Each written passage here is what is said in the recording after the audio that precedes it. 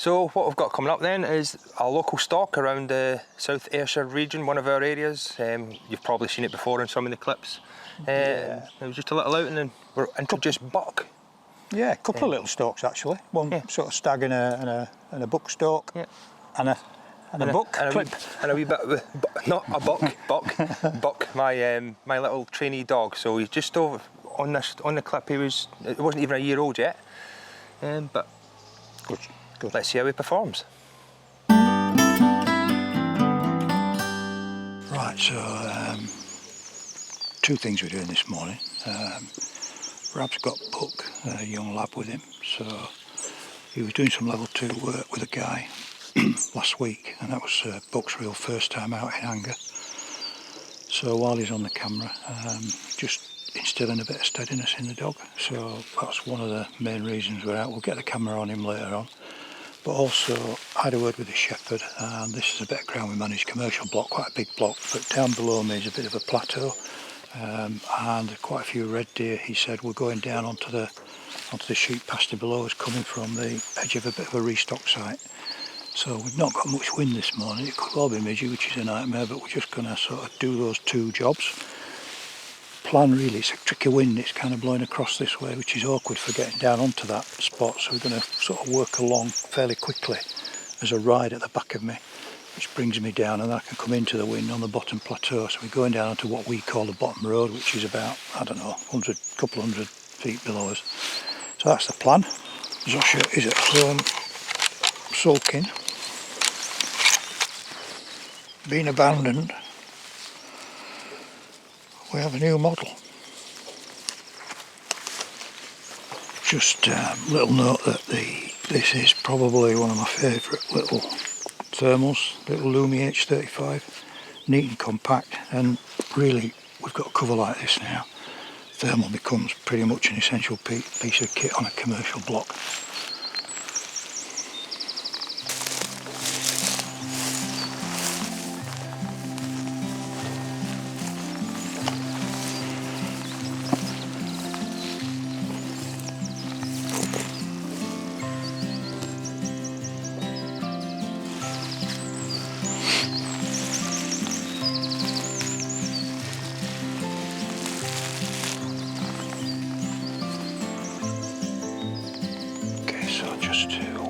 Explain what we've done there. The car is about 500-600 metres behind us. The wind's kind of channeling across here, so we've come very quickly across this ride.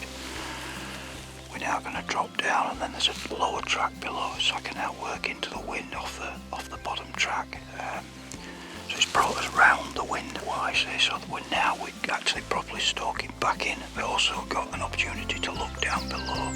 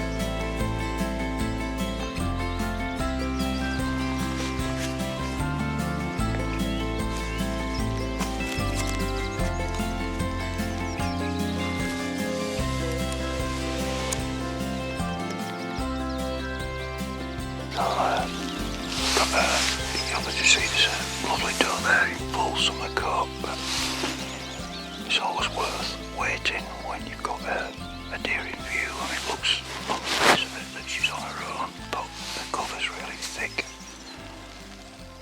So what I'm doing is just not rushing, just going to wait a bit. I want to have a peep over here, but just to keep an eye on her. I don't really want to spook it at this stage. in case there's another deer somewhere that we just can't see down below us.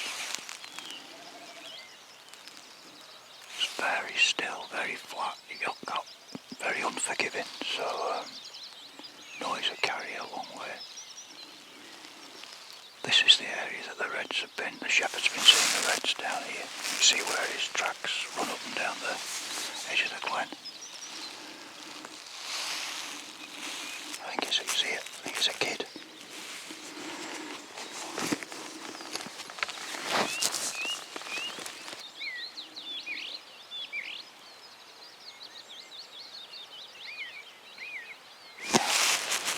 It's mature.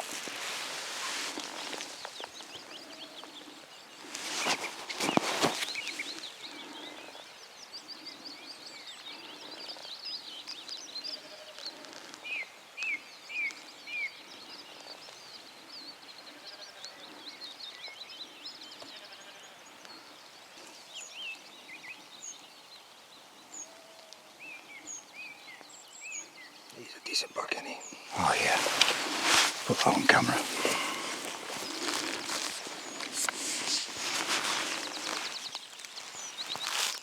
Okay, so we've got the door on the banking just here behind us. We've got the door just down below it, really, only 60 yards. It's hard to see what that was initially because it was right in cover, laid down. That's a door, mature door. We've got a fairly easy stalk potentially into a buck on here, but he's an absolute corking buck. Really good, white tipped, big. That is a mature animal. He's staying. So he can live to fight another day. And we'll probably cut back up, I think. Maybe just have a look on the top track.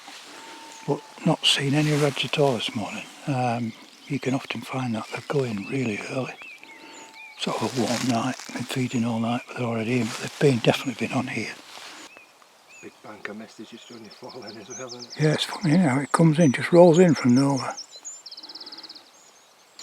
We keep banging on about deer management. We're not out here just to shoot deer. We're out here to shoot deer for a reason and particular deer. So I specifically wanted to see if there were any reds down here this morning. We would have shot ideally a young red stag just to deter them from going on the pasture. There's some silage grass dotted around further in the valley. That would be an easy stalk into that buck, but that's a mature buck now. He'll keep the other bucks in check to a large extent. He'll hold quite a bit of area, so he can stay. He's all right. Cracking morning. But it's funny, beautiful clear morning this morning, and now from nowhere, the cloud and the mist just rolling in. So that's where the deer we were looking at about 2 minutes ago. And now it's shrouded in mist.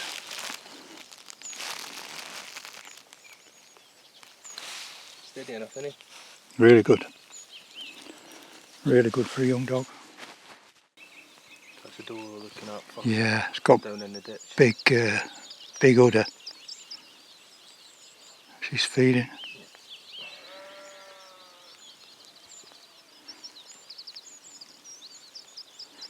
It's quite interesting. I mean, we've got the mature doe down there. She's 130 yards away actually. Really, you could probably see on camera really big udder. So she's not for going far. She'll have. I suspect there's at least twins down there. And the other doe that was just to our left on the banking, not really bothered much, just sort of wandered.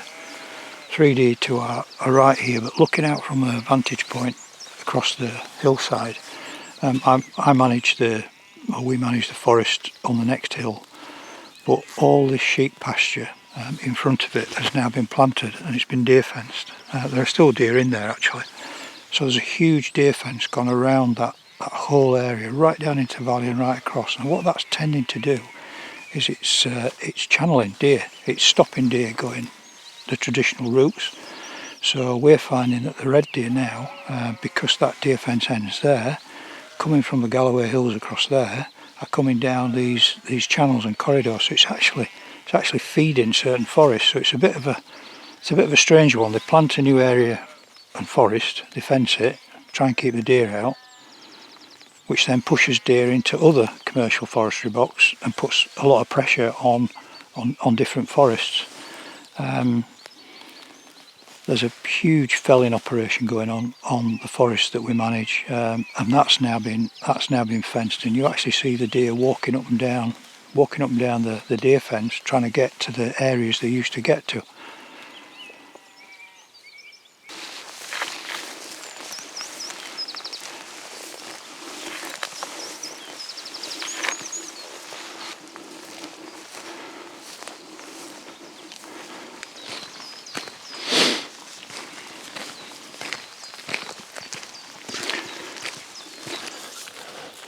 So one of the other reasons, probably one of the main reasons we've been out this morning is it's quite handy to introduce a stalking dog into the field early, and Rab's been working with Buck, and I mean, you tell the story, but he followed up a... So 3 days ago I was out on level 2 with one of the clients. Yeah. But he's been out with me before and he's been steady on the deer. I've got some footage on him on that hind with the clients. Yeah. It's just, so this was his first sort of live track. Client shot the deer, chest shot the deer. Ran about 20 metres, he went directly to the shot site and then tracked up the blood, obviously licking the blood all the way. Good, yeah, it's good to just give them, you need to give them an easy one, don't they? What they want to, confidence, steady, easy, yeah, it's brilliant. I mean, that's actually was just over there. Yeah, in the forest over there, so that's good. So I mean, it's nice to introduce them into scents and put them into a deer environment. Obviously no client in this morning, so if he'd have made a bit of an error, there's no big drama. But really, yeah, I'm impressed. He's steady on the live deer. That was one thing you can never tell until you put him on a live deer. Yeah. The next thing is obviously the only thing you can worry about now is injured deer, whether he's going to pounce on it, whereas his mother is she's the softest dog in the world, but when it comes to injured deer she pulls anything down. Yeah. Which is what you really want, just to give you that assurance if you can't get a shot off. I reckon. Yeah, he's doing really well. He probably will. So what are you actually working on now with him, just to explain to folk that are not kind of... So it's just the steadiness, and so we've just been walking up the road there, and what I've been trying to do is get him to look for sign of deer, on ground scenting on the ground. So I've been sending him left and sending him right.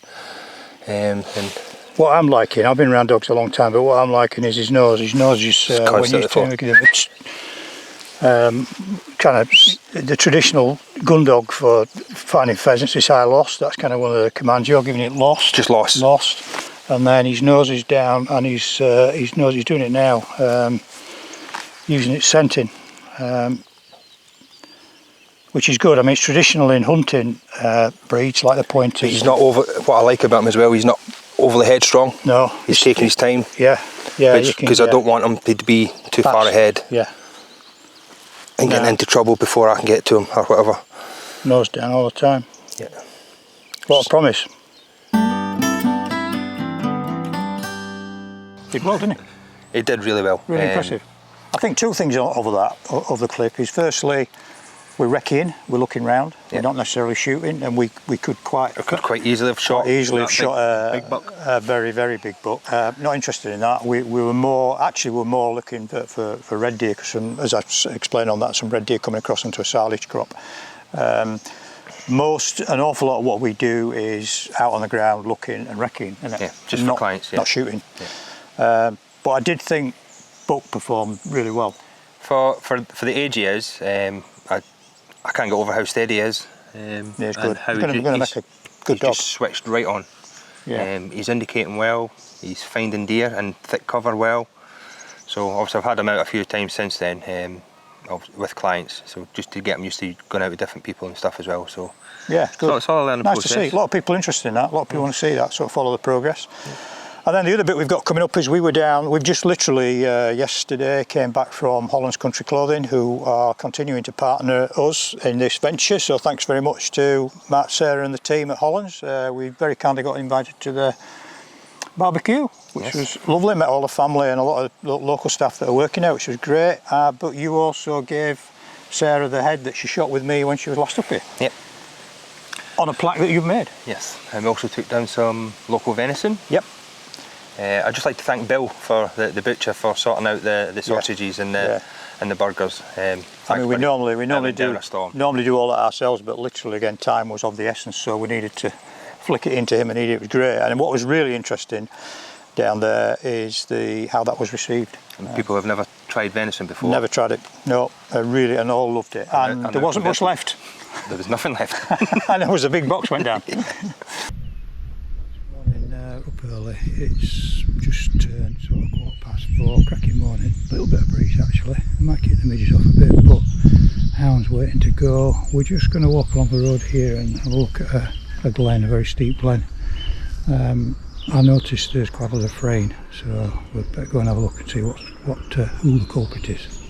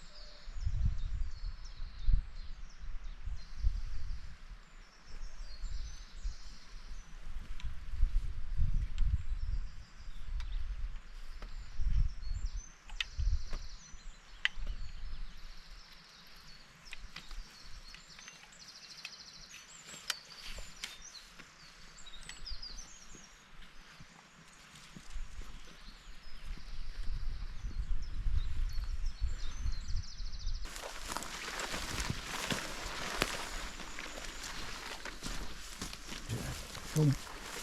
Show me. Show me. Ah, good girl. Good girl. Good girl.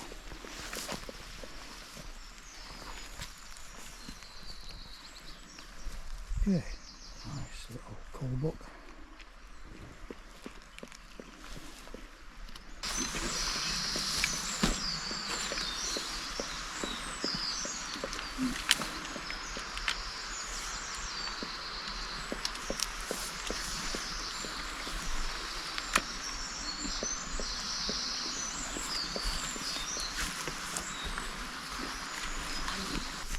Massive blood loss.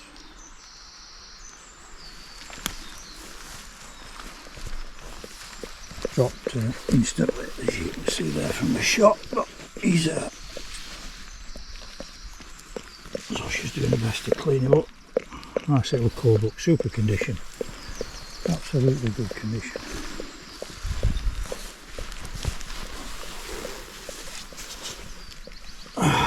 One or two ticks on him, but he's pretty clean. Really good, Nick. Super. That'll be good for the table. Yeah, cracking up the coal book to take. Only shot available on this sort of ground is commonly is a net shot because the vegetation is higher than the deer.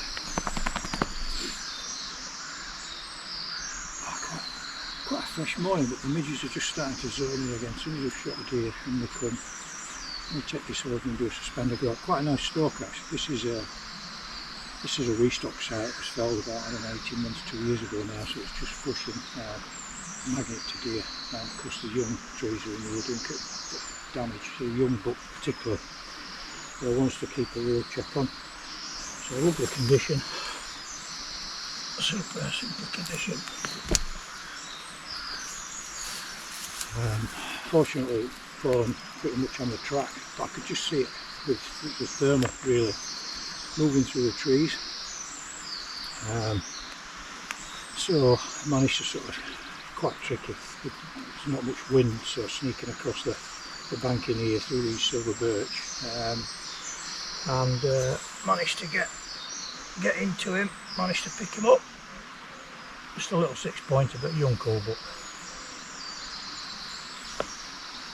Fortunately the road's not far away, so similar recovery should be easy. So a quick check it in. Yeah. Good order. In good order.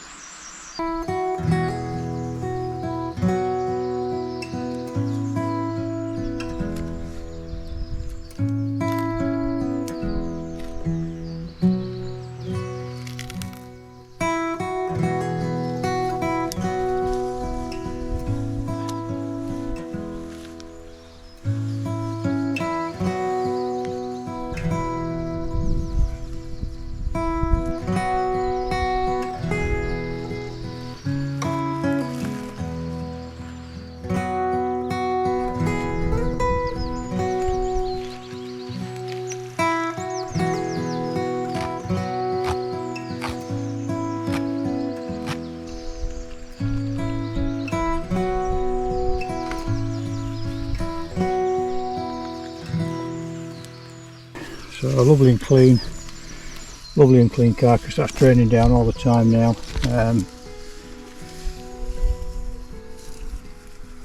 So that's prime. Airflow around that now. Prime venison.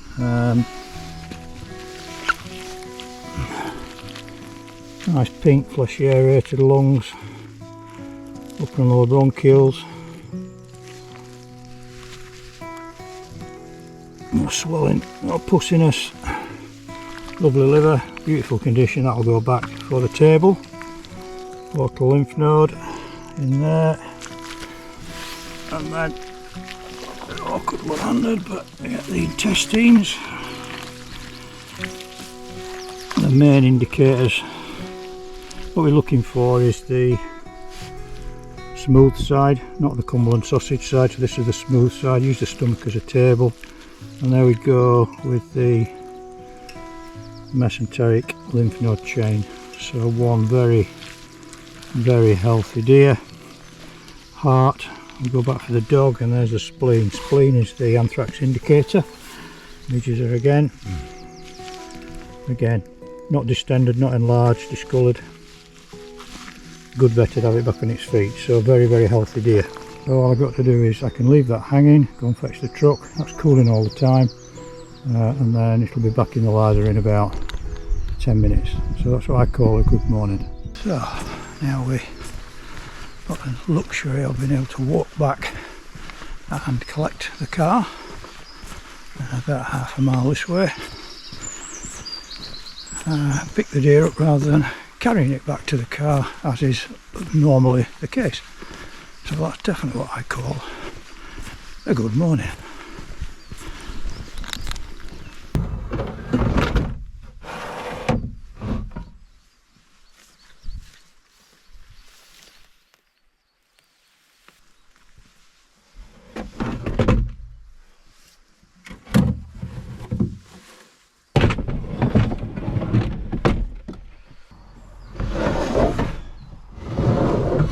So back to larder now.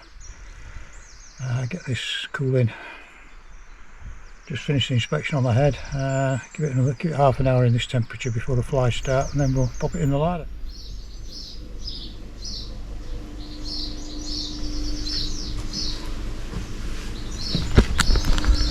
Okay, that's what I like to see now. So we've really got now a perfectly prepared carcass ready to be cooked by a top chef. It's the Holland's country clothing barbecue today. We've got some lamb skewers on here, some minced lamb. Got some venison sausages provided by you guys, OutfitterTales. We've then got some chicken thighs that Danny, my ops manager, has marinated. They've got some venison burgers by you guys as well, so should be quite exciting.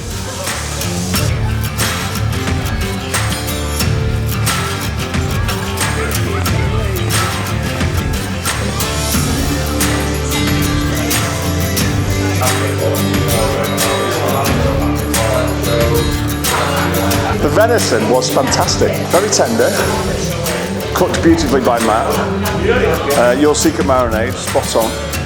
I will be copying it. But no, it was fantastic, thank you. Very, very good.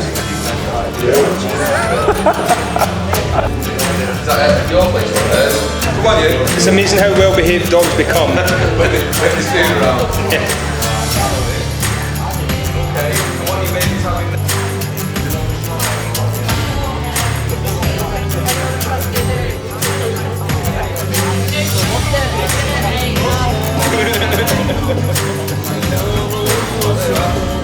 Thank you for the invitation. You're very welcome. Down to your, is it just once a year normally or twice a year? This is the second one actually, so we're aiming to do twice a year now. Twice a year. It's just for the staff and just to get everyone together. So obviously we've got the family, our Uncle Mark gets involved, Grandma who's 94, she's going to appear, guest of honour, and then we invite like some of our key brands, so Hogs of Fife are coming down, which is really nice, and it's just to get all the staff together because obviously in this day and age a lot of people are working remotely.